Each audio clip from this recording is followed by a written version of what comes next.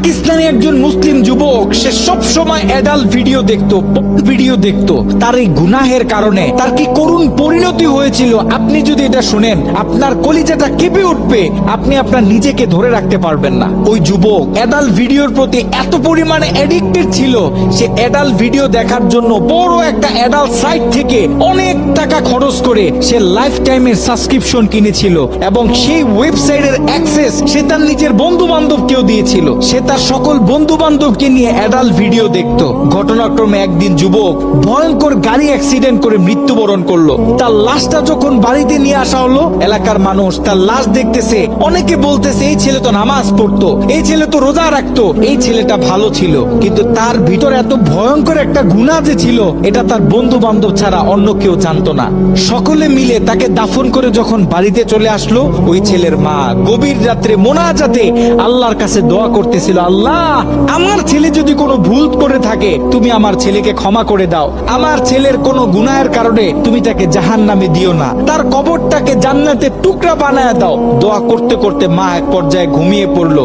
মা যখন ঘুমিয়ে পড়লো, তিনি স্বপ্নে ভয়ঙ্কর একটা দৃশ্য দেখলেন। তিনি দেখতেছে তার ছেলের কবরে আল্লাহ পাক জাহান্নাম থেকে কিছু ফেরেশতা নিযুক্ত করলেন এবং ওই ফেরেশতাদের হাতে বড় বড় কিছু কুড়াল, যে কুড়াল দিয়ে সকল ফেরেশতারা মিলে একসাথে তার ছেলের শরীরে আঘাত করতেছে। যদি তার ছেলের হাতে আঘাত করে তাহলে হাতটা কেটে দূরে গিয়ে পড়তেছে, যদি পায়ে আঘাত করে তাহলে পাটা কেটে দূরে গিয়ে পড়তেছে। তার ছেলে ভয়ঙ্কর ভাবে চিৎকার দিতেছে। ছেলের ভয়ঙ্কর চিৎকার শুনে মায়ের ঘুম ভেঙে গেল। মা উঠে আবার তাহাজ্জুদ নামাজের জন্য প্রস্তুতি নিলেন, আল্লাহ তাআলার কাছে দোয়া করতেছেন।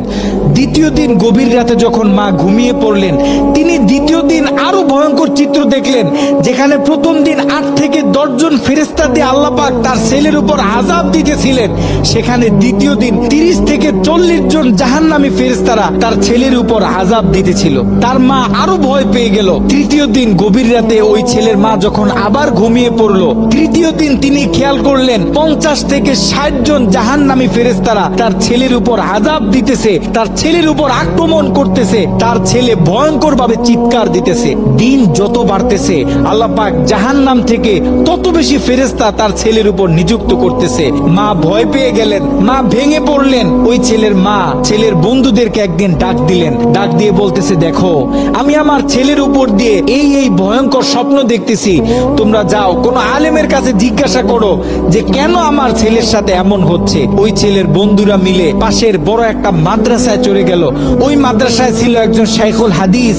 তার কাছে গিয়ে যখন পুরো স্বপ্নটা ব্যাখ্যা করা হলো, শাইখুল হাদিস স্বপ্নটা শুনে তিনি থরথর করে কাঁপতেছিলেন। শাইখুল হাদিস ওই ছেলের বন্ধুদেরকে জিজ্ঞাসা করতেছে, তোমাদের বন্ধু দুনিয়াতে থাকা অবস্থায় এমন কি কোনো গুনাহ করত যেই গুনাহ তার মৃত্যুর পরে এখন অন্য মানুষ করতেছে? তখন ওই ছেলের বন্ধুগুলো মাথাটা নিচের দিকে আসামির মতো দিয়ে চোখের পানি ছেড়ে বলতেছে, হ্যাঁ আমাদের বন্ধু এমন একটা গুনাহ করত যেই গুনাহটা সে পৃথিবী থেকে চলে যাওয়ার পরেও এখন আমরা করতেছি, আমাদের থেকে অন্য মানুষেরা করতেছে, তাদের থেকে অন্য মানুষেরা করতেছে।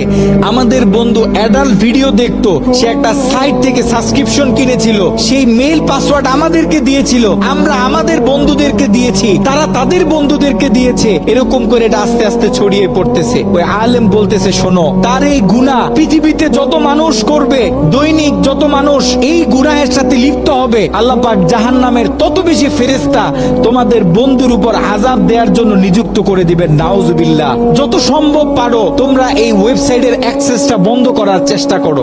ওই ছেলের বন্ধুরা অনেক কষ্ট করে সেই অ্যাডাল্ট সাইটের এডমিনদের সাথে যোগাযোগ করতে সক্ষম হয়। তারা সেই এডমিনদেরকে জানায়, এই অ্যাকাউন্টের যে মালিক সে গত কয়েকদিন আগে মারা গেছে, আমরা চাই এই অ্যাকাউন্টটা চিরদিনের জন্য বন্ধ করে দেয়া হোক। কিন্তু সেই এডমিন প্যানেল থেকে সেই ছেলের বন্ধুদেরকে জানানো হলো যে এটা কোশ্চিন কালেও সম্ভব না, কারণ আমাদের থেকে যারা লাইফ টাইম সাবস্ক্রিপশন নেয় তারা হচ্ছে আমাদের প্রিমিয়াম কাস্টমার, আমরা তাদেরকে হাই সিকিউরিটি দিয়ে থাকি। তারা যখন আমাদের থেকে কোনো প্যাকেজ নেয়, আমাদের থেকে কোনো অ্যাকাউন্ট নেয়, আমরা তখন তাদেরকে মেইল দিই, পাসওয়ার্ড দিই এবং আমরা তাদের হাতের ফিঙ্গার নিয়ে থাকি। আপনারা হয়তোবা তার অ্যাকাউন্টের মেইল পাসওয়ার্ড দিতে পারবেন, কিন্তু তার হাতের ফিঙ্গার তো আর আপনারা দিতে পারবেন না। তার হাতের ফিঙ্গার যদি ম্যাচ না করে তাহলে আমরা এই অ্যাকাউন্ট অফ করতে পারবো না। নাউজুবিল্লাহ। একটু চিন্তা করে দেখেন, ওই ছেলের রেখে যাওয়া অ্যাকাউন্ট থেকে যত মানুষ খারাপ কাজে লিপ্ত হবে, যত মানুষ পর্ন ভিডিও দেখবে, তত গুনাহ তার আমল নামায় যেতে থাকবে।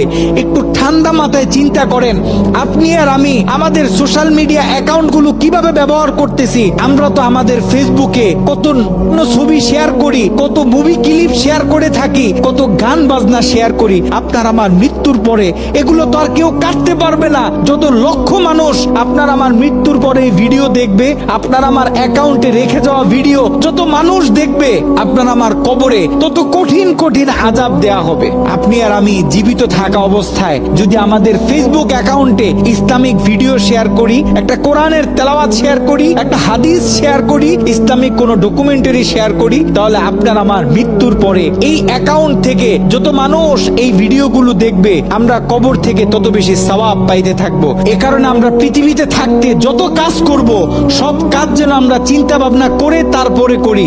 এমন কোনো কাজ করব না যে কাজ আমার মৃত্যুর পরে আমার কবরে আযাব বাড়িয়ে দিবে।